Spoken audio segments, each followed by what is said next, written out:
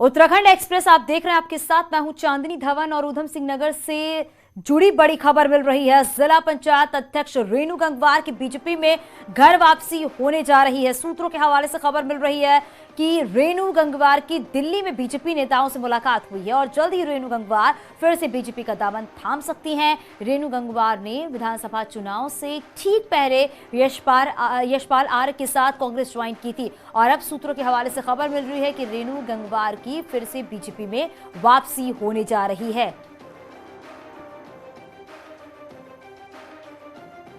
तो चुनाव से पहले रेणु गंगवार ने कांग्रेस ज्वाइन कर ली थी और उसके बाद अब खबर मिल रही है कि बीजेपी में शामिल होंगी रेणु गंगवार। सूत्रों के हवाले से जानकारी मिल रही है, दिल्ली में बीजेपी नेताओं से मुलाकात हुई है।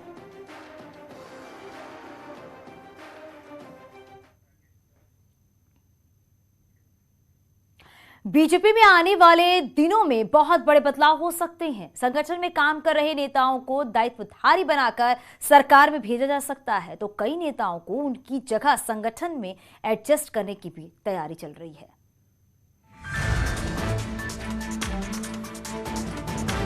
उत्तराखंड बीजेपी में प्रदेश अध्यक्ष के बाद अब संगठन में भी बदलाव की तैयारी शुरू हो चुकी है।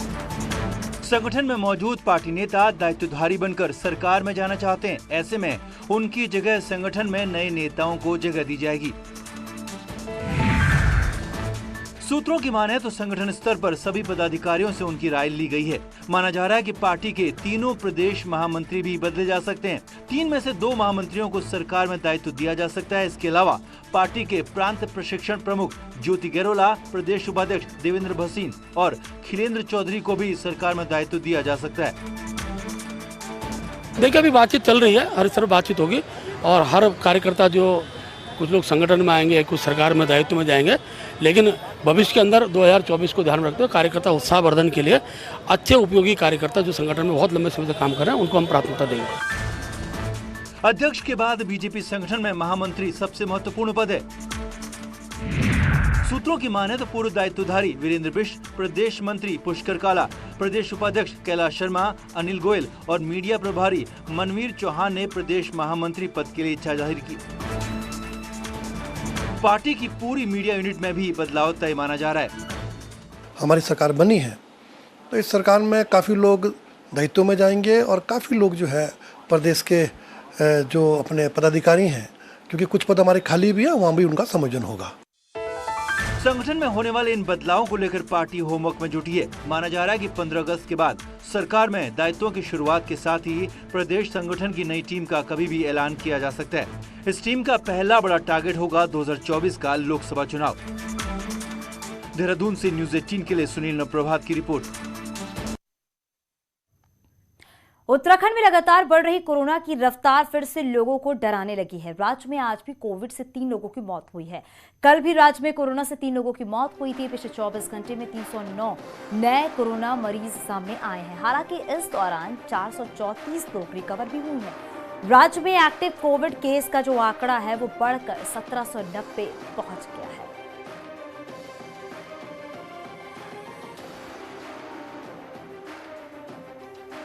तो 24 घंटे में कोविड के 309 मामले सामने आए हैं। राज्य में फिर से कोरोना के मामले डराने लगे हैं। राज्य में कुल एक्टिव केस जो हैं वो 1790 एक्टिव केस हैं। उत्तराखंड में आज कोविड से 3 लोगों की मौत हो गई है।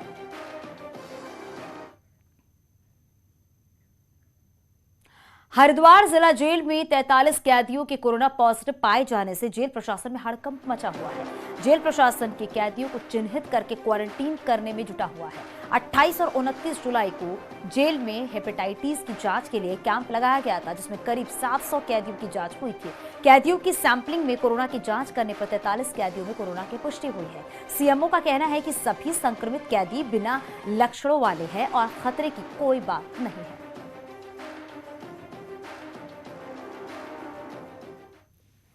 उसमें 43 पॉजिटिव आए हैं। रात में रिपोर्ट आया, रात में हमने वहाँ के डॉक्टर्स, वहाँ के फार्मासिस्ट, वहाँ के जेलर सुपरिटेंडेंट को सेंसिटाइज करके सबको आइसोलेट कर दिया गया है। सारे एसिम्टोमेटिक है, किसी में कोई दिक्कत नहीं है। एक रूटीन हमारा प्रोसीजर था जिसमें वहाँ स्क्रीनिंग होनी थी, उस चक्कर में उनका RT-PCR टेस्ट किया गया। करप्शन वाले सरकारी कर्मचारी विजिलेंस के रडार पर हैं। 8 अप्रैल से अब तक 1064 हेल्पलाइन पर 5000 शिकायतें मिल चुकी हैं। सीएम का कहना है कि करप्शन पर कड़े एक्शन के लिए विजिलेंस डिपार्टमेंट के स्ट्रक्चर को मजबूत किया जाएगा।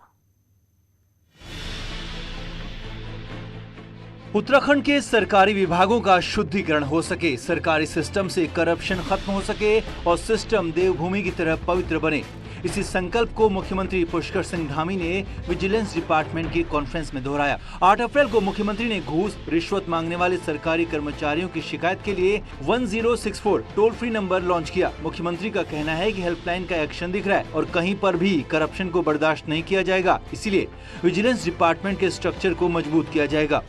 का ढांचा थोड़ा पुराने समय से बना हुआ था, जिसमें और ढांचे में लोगों की आवश्यकता है और उसको सशक्त बनाने की जरूरत है। तो इस ढांचे का पुनर्गठन किया जाएगा जल्दी, और विजिलेंस को काम करने के लिए रिवॉल्विंग फंड की जो जरूरत होती है उसके लिए भी आज हमने 2 करोड़ रुपए की धनराशि का प्रावधान करने का ये घोषणा की है।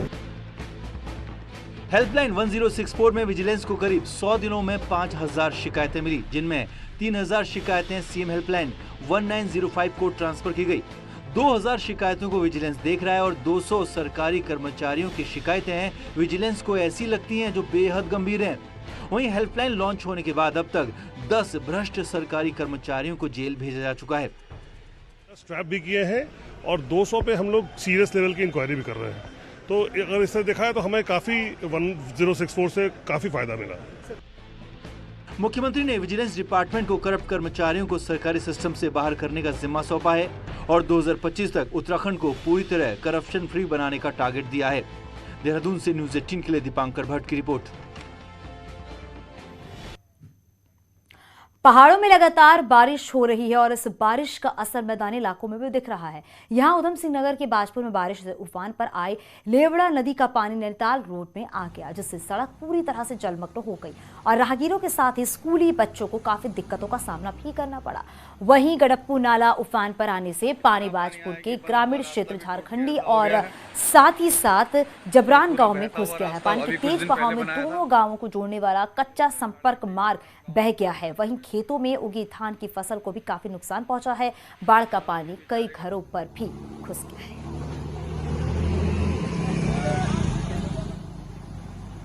पानी जितना भी आ रहा है सब पहाड़ से आ रहा है और पूरे गांव को बहा चुका है पानी।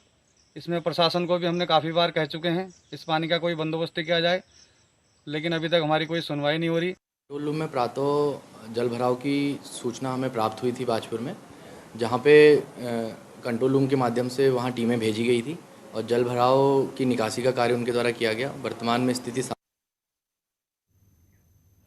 नैनीताल में भवाली स्टेट हाईवे पर फिर भूस्खलन हुआ है। सड़क टूटने के बाद पोकलैंड मशीन से पहाड़ी का कटान चल रहा था और इसी बीच पहाड़ी का एक बड़ा हिस्सा पहाड़ से नीचे की तरफ गिर गया। हालांकि गनीमत इस बात की रही कि कोई बड़ा हादसा नहीं हुआ।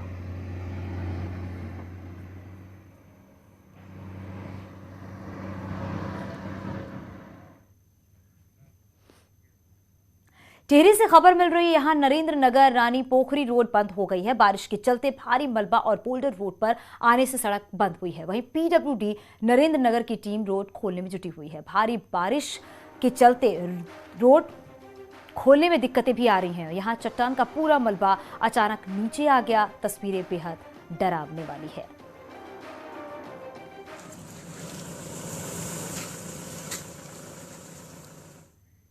बागेश्वर में 4 सड़कें अभी भी बंद हैं। इससे ग्रामीण क्षेत्र में रह रहे लोगों को परेशानियों का सामना करना पड़ रहा है।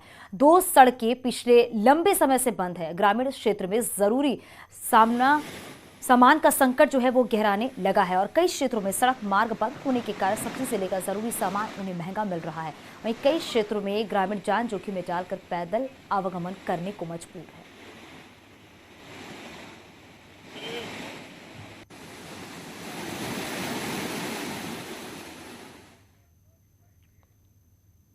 उत्तरकाशी की यमुना घाटी में सुबह से हो रही लगातार बारिश ने लोगों के लिए मुसीबत खड़ी कर दी है। यमुनोत्री नेशनल हाईवे NH 94 सकरोला के पास पहाड़ी से मलबे के साथ ही बोल्डर और पेड़ सड़क पर आ गया है, जिसके चलते हाईवे के दोनों तरफ बड़ी संख्या में लोग फंस गए हैं। हालांकि राष्ट्रीय राजमार्ग और PWD ने JCB मशीन से मलबा हटाया है, लेकिन मलबे से दलदल की स्थिति हाईवे पर भी बन गई है। वहीं हाईवे खुलने के बाद राहगीरों को बड़ी राहत मिली है।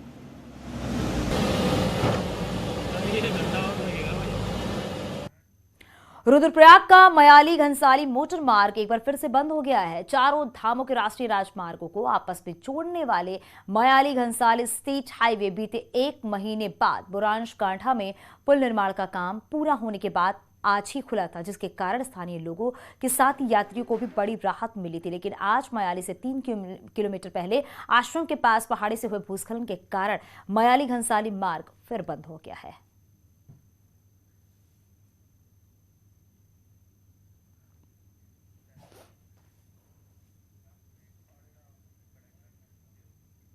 पिथौरागढ़ में चीन और नेपाल बॉर्डर से सटी तीनों घाटियां हफ्ते भर से बाकी दुनिया से कटी हुई हैं। एल्धारा के पास हुए भारी लैंडस्लाइड के व्यास, दारमा और चौदास घाटियों को कैद कर लिया गया है। तीनों घाटियों का संपर्क कटने से हजारों की आबादी दिक्कत में है।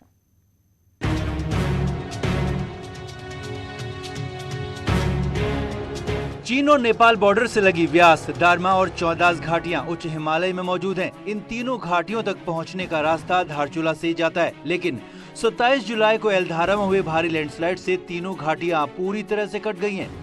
तीनों घाटियों की हजारों की आबादी हफ्ते भर से धारचूला नहीं पहुंच पा रही है, जिस कारण धारचूला मार्केट का कारोबार भी खासा मंदा हो गया है। के लोग अत्यधिक प्रभावित है, चाहे व्यापारी हो चाहे क्षेत्र की जनता हो, जो है आज हम लोग बहुत बड़े दुख की साया में है। ऊपरी क्षेत्र के हमारे दारमा, चौदास, ब्यास वैली है और भी बड़े गांव हैं। लगभग 50 गांव ऐसे हैं जहां पर पूरी तरीके से संपर्क कटा हुआ है। लोगों को खाद्यान्न, मेडिकल ऐसी जरूरी सुविधाओं के लिए दिक्कत हो रही है। हर बरसात में तीनों घाटियों का बाकी दुनिया से संपर्क कटता है, लेकिन ये पहली बार है कि धारचूला से आगे की रोड हफ्ते भर से पूरी तरह बंद है। BRO की लाख कोशिशों के बाद भी बॉर्डर की रोड मलबे और बोल्डर से पटी है। यही नहीं, इस इलाके में लगातार हो रही बारिश ने भी रोड खोलने के काम को प्रभावित किया है। फिर भी प्रशासन को भरोसा है कि जल्दी इंटरनेशनल बॉर्डर की लाइफलाइन खुल जाएगी। मेरी SDM से और OC ग्रेफ से बात हुई थी, तो आज खुलने की संभावना उनके द्वारा बताई गई थी क्लियर वेदर कंडीशन में, और उसमें अभी काम भी चल रहा है और मैं आशा करता हूं कि आज हमें कनेक्टिविटी मिल पाएगी। बॉर्डर के इन इलाकों में वैसे तो सरकार ने हेलीकॉप्टर भी तैनात किया है, लेकिन हेली की उड़ान भी पूरी तरह मौसम के मिजाज पर टिकी है। ऐसे में रोड से ही हजारों की आबादी के साथ सुरक्षा बलों की भी आवाजाही संभव है। न्यूज़ 18 के लिए पिथौरागढ़ से विजयवर्धन उप्रेती की रिपोर्ट। बारिश ने बरसाती नदियों में हलचल मचानी शुरू कर दी है। चंद्रभागा नदी, बीन नदी और अन्य बरसाती नदियों में पानी आने के चलते तटीय इलाकों पर खतरा मंडराने लगा है। ऋषिकेश, हरिद्वार, चीरा मार्ग आवाजाही के लिए खतरनाक हो गया है। हालांकि लोग ट्रैक्टर के जरिए जान जोखिम में डालकर नदी पार कर रहे हैं। न्यूज़ 18 ऐसे लोगों से अपील करता है कि बरसाती नदियों में अचानक पानी बढ़ जाता है, इसलिए जान जोखिम में न डालें।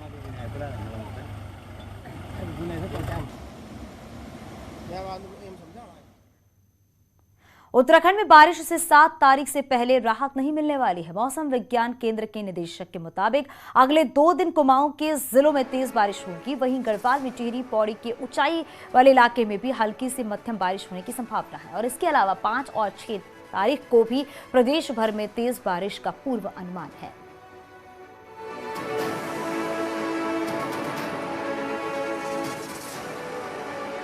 हैवी वेरी हैवी रेन का तो हमने कुमाऊं रीजन के लिए रखा था, जिसमें नैनीताल, चंपावत या US नगर और उनमें मिली भी है।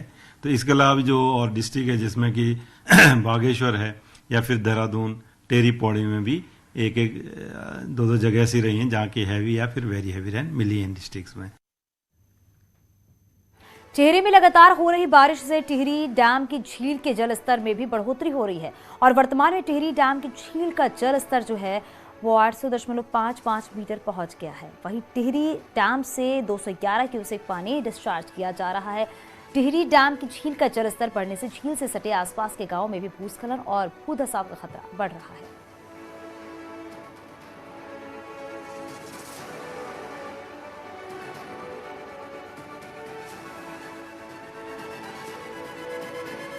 टिहरी झील का बांध स्तर वर्तमान में 800.55 हो चुका है और इसमें 211 क्यूमेक्स पानी का आउटफ्लो हो रहा है और नदी के सभी जो है तटीय क्षेत्रों में जो है सतर्क दृष्टि रखी जा रही है।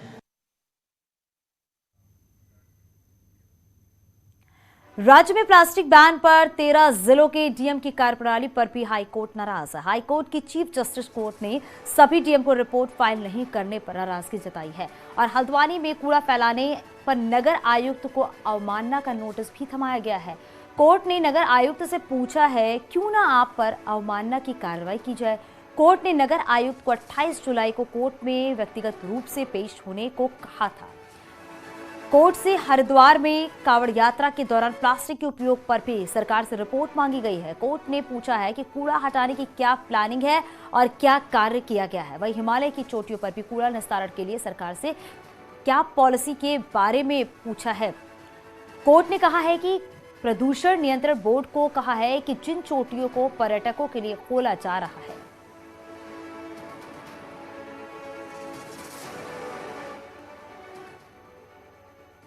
ऊधम सिंह नगर के पुलभट्टा थाना क्षेत्र के सतुइया गांव से 3 महीने का बच्चा चोरी होने से हड़कंप मच गया है। बच्चे के पिता ने ही अपने ही बड़े भाई के साथ 2 महीने से लीव इन में रह रही महिला पर बच्चा चोरी का आरोप लगाते हुए केस दर्ज कराया है। उसका कहना है कि मंगलवार की दोपहर महिला उसके बच्चे के खिलाफ बच्चे को खिलाने के बहाने से लेकर भाग गई।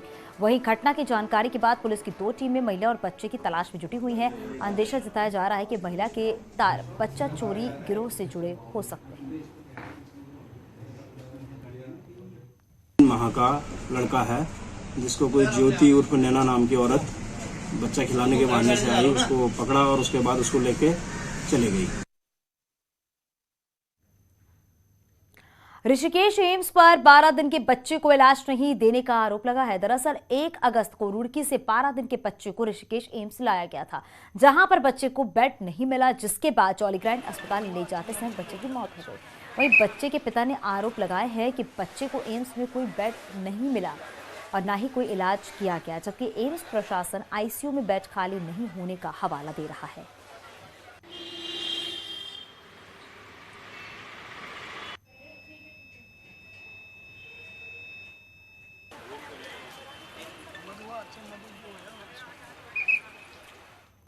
तो मुझे मेरे बच्चे को बेड नहीं दिया उन्होंने।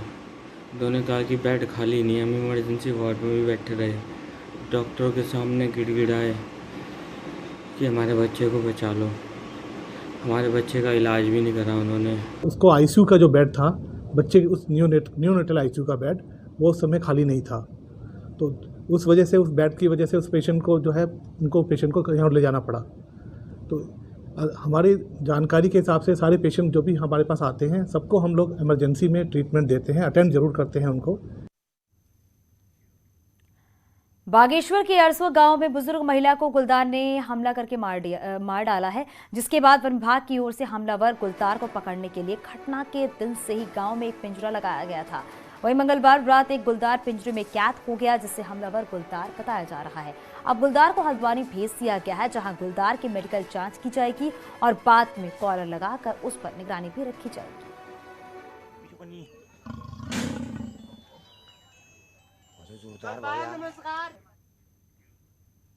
पहाड़ों में लगातार गुलदार का आतंक बढ़ रहा है। जो गुलदार पहले रात के अंधेरे में दिखते थे, वहीं अब दिन दहाड़े गांव में आबादी के बीच पहुंच रहे हैं और इसकी वजह बेहद ही हैरान करने वाली है।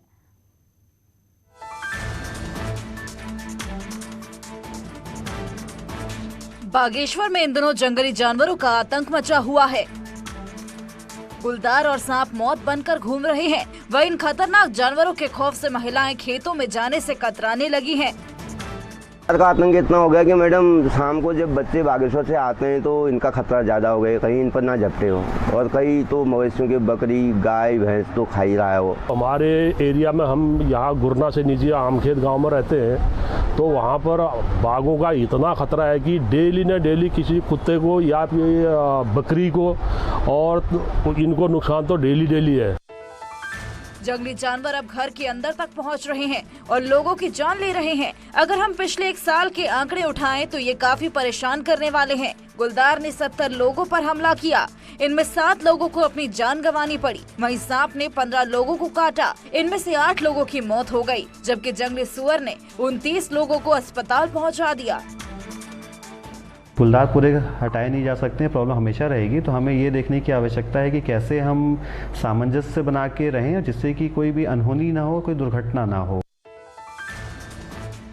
वीरान होते पहाड़, वनों में घटता आहार और जंगल की आग ने जानवरों को बेहद आक्रामक बना दिया है। पहाड़ के लोगों का ये संघर्ष जारी रहेगा, जिसका उपाय न तो बंदूक की गोली है और न ही सरकारी मुआवजा। बागेश्वर से सुष्मिता थापा की रिपोर्ट।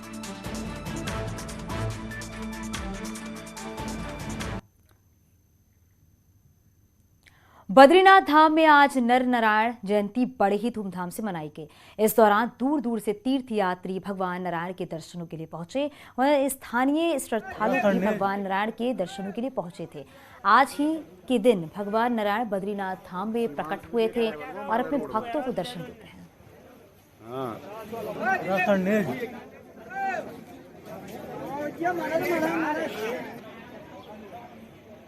माता मूर्ति के यहाँ और धर्म के संयोग से भगवान नारायण का अवतरण हुआ और अवतरण का समय श्रावण शुक्ल पक्ष में और हस्त नक्षत्र में भगवान का अवतरण का दिन निश्चित है। नैनीताल के बलिया नाले में फिर कटाव शुरू हो गया है। रात में हुए भूस्खलन के बाद पुलिस प्रशासन ने हरिनगर में मुनादी की है। तल्लीताल पुलिस ने लोगों से अपील की है कि जिन लोगों को नोटिस मिले हैं वो घर छोड़ दें और सुरक्षित स्थान पर चले जाएं। आपको बताते चले कि सालों से नैनीताल के बलिया नाले में कटाव हो रहा है, जिसके बाद हरिनगर समेत तल्लीताल के इलाकों में खतरा बना हुआ है। सुरक्षित स्थान पर चले जाएं और यहाँ से बिल्कुल खाली कर दीजिए इसको। हम ध्यान देंगे। और अभी के इस बुलेटिन में फिलहाल के लिए बस इतना ही।